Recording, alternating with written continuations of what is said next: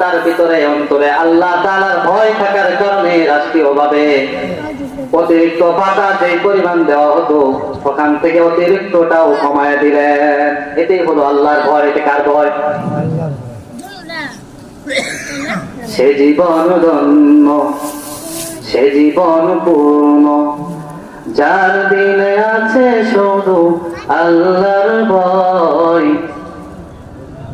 অনুশোচনা করে দু চোখে পানি ছেড়ে কাদের হৃদয়, কাদের হৃদয়। সে জীবন ধন্য, সে জীবন পূর্ণ, যার দিলে আছে শুধু আল্লাহর ভয়। কথা বলেন ঠিক কিনা?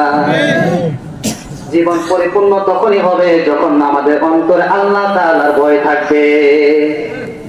এই জন্য আমাদের 1 নাম্বার মুমিনের বৈশিষ্ট্য কি? আল্লাহর ভয় থাকতে হবে। কার ভয়? আল্লাহর ভয়।